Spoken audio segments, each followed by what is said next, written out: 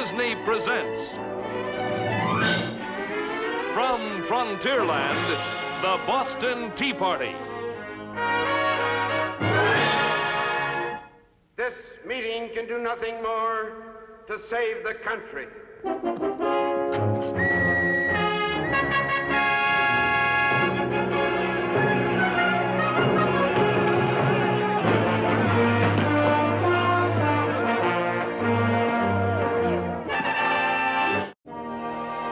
And now, your Disneyland host, Walt Disney.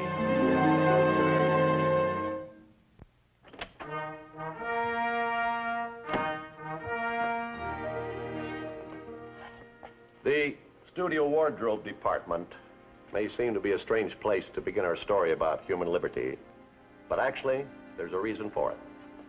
Here in carefully indexed rows are costumes of many famous men whose names are associated with the age-old fight for freedom in the world. The armor and chainmail of Charlemagne in the 9th century.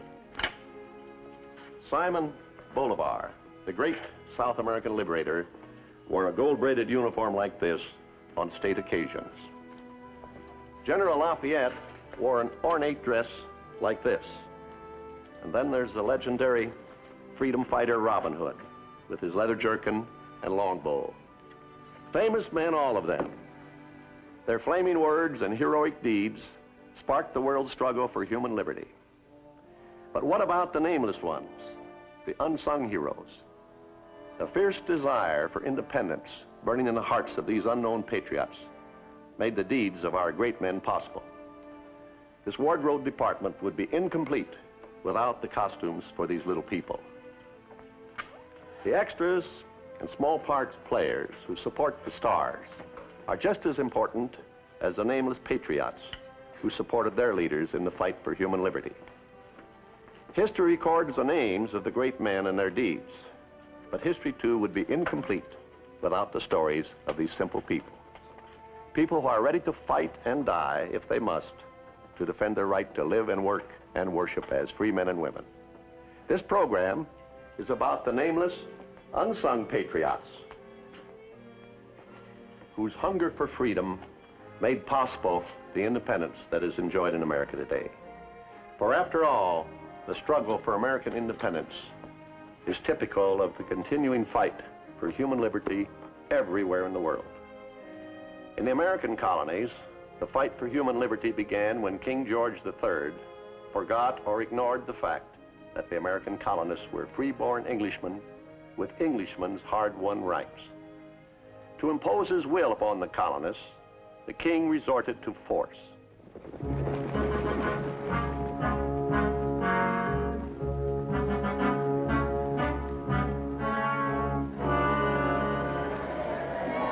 There was no freedom of worship,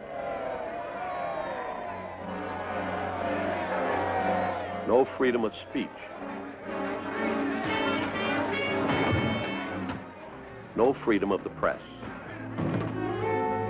Unfair and unjust taxes were imposed. Yet when fiery young Patrick Henry raised his voice in protest, there were those who cried treason. Give me liberty or give me death! Patrick Henry's speech, one of the greatest of all times, helped the little people make their decision. Now these unknown patriots, without whom there could be no fight for liberty, knew they were ready to fight and die for what they knew to be right. Patrick Henry spoke in Richmond, Virginia, but the events that inspired his fighting words took place far to the north, in Boston. Led by Sam Adams, James Otis, Dr. Joseph Warren, and other patriots, the people of Boston had shouted their defiance to George III. The tax imposed on tea gave them the opportunity to show him they were free and independent. Here then is the story of one of these unsung patriots, Johnny Tremain, one of the little people who took part in the stirring moment on the frontier of human liberty that we call the Boston Tea Party.